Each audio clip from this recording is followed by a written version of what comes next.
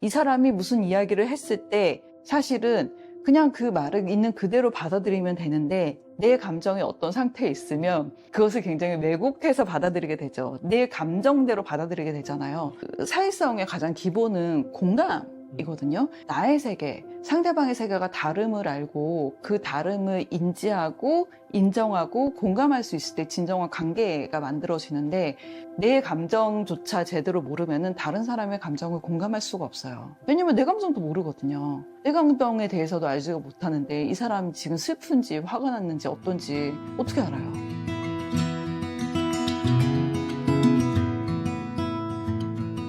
반갑습니다. 네, 지기입니다. 새로운 책을 소개하기 전에 제가 질문을 하나 할게요. 세상에서 가장 무거운 것은 무엇일까요? 블랙홀?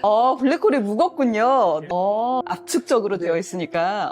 네. 일반적으로 떠오를 수 있는 거를 생각을 해보면 코끼리, 고래, 혹은 무거운 사람 이런 거로 떠올릴 수 있을 것 같아요. 그런데 정말 세상에서 가장 무거운 것은 바로 우리의 마음이에요. 우리의 감정입니다. 그래서 이 감정이 너무 무거우면 우리가 움직일 수가 없어요. 몸이 너무 무겁고 천근만근 막 이렇게 자꾸만 끌어내려지고 일어설 수도 없고 침대에서 몸 하나 까딱하기가 힘들어요. 그런데 감정이 가볍고 마음이 가벼우면 그냥 막 이렇게 막 날아다니는 것 같아요. 축지법도 막 쓰는 것 같고 막 구름 위를 떠다니는 것 같고 그렇게 가볍거든요. 그래서 정말 가장 무거운 거는 내 마음, 내 감정이다 라는 거를 먼저 말씀드리면서 시작하고 싶어요. 세상에서 가장 무겁기도 하고 세상에서 가장 가볍기도 한 게 감정이라면 이 감정을 우리가 어떻게 대해야 할까, 어떻게 다뤄야 할까, 어떻게 조절해야 할까, 거기에 대해서 좀 이야기를 나눠보고자 합니다. 감정에 대해서 들어가면서 감정에 대한 단어들을 좀 생각을 해봤어요. 우리가 자주 하는 감정에 대한 표현들이 있죠.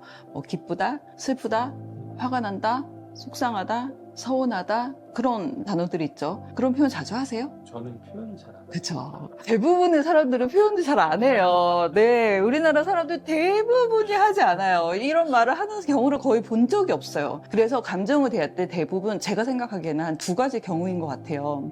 첫 번째는 그냥 참아요. 표현하지 않고 꾹꾹 눌러서 표현 안 하고 누르고 참고 있다가 어느 순간 나도 모르게 화를 내고 폭발하는 형태로 되는가 하면 또 어느 사람들은 비슷하긴 하지만 회피해요. 그래서 되게 무감각해져요. 그네들이 이런 식으로 이야기를 하죠. 감정이 없어졌으면 좋겠어요. 상처받고 싶지 않아요. 속상하고 싶지 않아요. 너무 슬퍼서 감정 따위는 그냥 아예 없었으면 좋겠어요. 라고 하면서 굉장히 무감각하게 자신을 막 이렇게 아무것도 느끼지 못하는 사람인 양 마비시키면서 살게 됩니다. 근데 그 두 가지 다 바람직하진 않아요. 왜냐하면 감정이라는 게 우리가 떠오르고 싶지 않다라고 해서 안 떠올리고 느끼고 싶지 않아라고 해서 안 느끼는 게 아니거든요. 그냥 인간은 기본적으로 떠올리고 기본적으로 작동하는 몇 가지가 있어요. 첫 번째가 욕구. 나 먹고 싶어. 하고 싶어. 라는 거 내가 그런 마음 들고 싶지 않아. 저건 가능하지 않아. 라고 한다고 해서 그런 마음이 안 드나요? 그냥 자동적으로 올라오죠.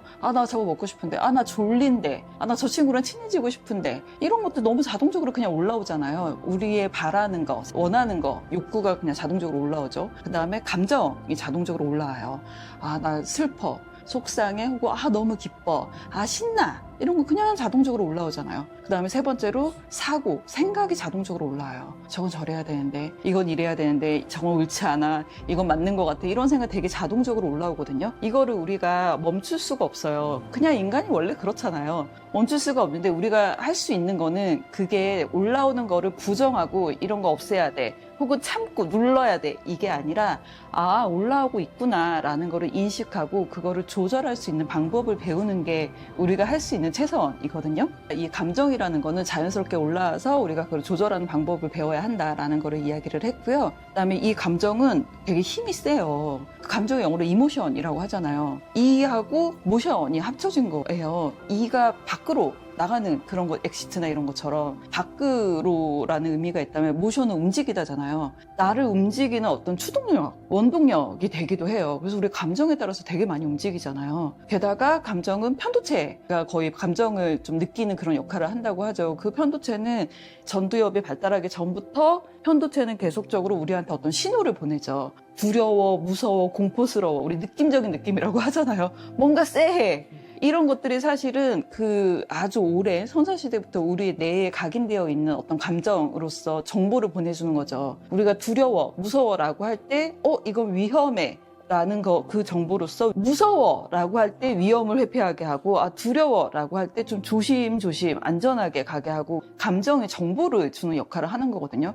그래서 그거를 아예 무시하거나 혹은 억압하거나 혹은 회피한다고 하면 우리 몸이 주는 굉장히 중요한 정보를 일부러 보지 않는 것과 같아요. 그럴 필요가 없는 거죠. 그래서 우리는 감정을 느끼면서 잘 조절하는 능력을 키우는 게 되게 중요하다인데, 문제는 잘 느끼지 못해요. 그러니까 몸이 먼저 반응을 하잖아요. 근데 몸이 반응을 할 때 내가 정말 화가 난 건지 혹은 서운한 건지 혹은 속상한 건지 이거에 대해서 우리가 잘 모르거든요. 그랬을 때 가장 많은 사람들이 대부분 하는 행동이 화를 내죠. 그걸 한번 고려해 보세요. 우리는 대부분 화가 나거나 화를 내거나 화를 낼 준비를 하고 있다. 평온한 상태가 거의 없어요. 대부분 화를 낼 준비를 하고 있죠. 혹은 화가 나 있어요. 그게 또 사회적으로도 많이 화를 내는 게 되게 많이 용인되는 구조이기도 하죠. 화가 되게 기본적으로 가장 많이 표현하는 감정 스타일이에요. 그래서 뭐 기쁘다, 신난다 이런 표현을 하지 않는 사람은 많아도 화가 난다 라는 거를 표현하는 사람은 되게 많거든요. 부정적인 감정은 어떤 슬프고 서운하고 속상하고 이것들을 표현하는 거를 화로서밖에 표현할 줄 모르는 거죠. 그러면서 화를 내면 우리가 좀 쎄 보여요. 그 상황을 내가 장악하고 있는 것 같다라는 생각이 들거든요. 그래서 화를 내죠. 그러면서 자신의 진짜 감정을 회피하거나 방어하죠. 내가 뭐 슬프거나 속상하거나 서운하거나 이런 약한 감정 혹은 아픈 감정을 보이는 게 너무 자존심이 상하거나 이러면은 약한 모습으로 보인다라고 생각을 해서 좀 강한 감정으로서 그거를 좀 커버치는 거죠. 근데 그게 어떻게 생각을 해보면 요즘 아이들이 욕을 되게 많이 하잖아요. 욕을 엄청 많이 해요.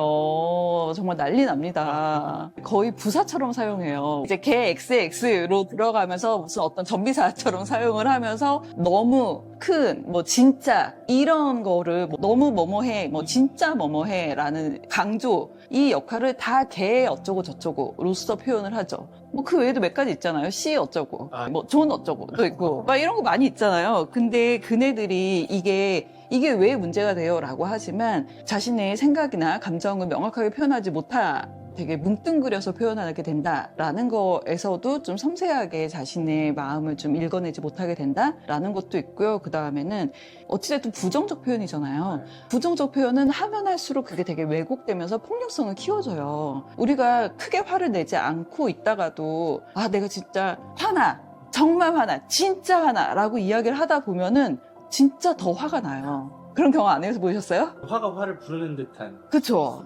그래서 화를 내다 보면 자기도 모르게 화가 화를 부르고 무슨 블랙홀에 정말 화의 블랙홀에 빠지게 되는 것처럼 그 폭력을 부르게 되는 것처럼 그게 점점점 확장되게 되죠. 그래서 내 감정이 사실은 처음에 어떤 작은 감정이 일어났을 때 그거를 인지하고 알아채고 그냥 잠잠하게 조절할 수 있었던 것들을 화라는 감정으로 표현하면서 계속해서 커지게 되는, 그리고 그거를 어떻게 내가 다뤄야 할지 모르는 그런 상태로 가게 되는 거죠. 어디서 화를 내? 라고 하면 그네들은 대부분 뭘로 가냐면 짜증을 내거나 징징대요. 울거나. 근데 그게 분노를 적절하게 표현하지 못하고 그거를 수동적 공격으로서 표현하게 되는 거죠. 그것 또한 건강하진 않죠. 그래서 감정 교육이 되게 중요하다라는 거는 이제는 되게 많이 알게 됐거든요. 사회 정서 능력이라고도 많이 표현을 하잖아요. 그런데 왜 사회의 정서냐면 그냥 정서적인 부분, 그러니까 내 감정을 내가 알아채고 이거를 조절하고 여기에서 끝나는 게 아니라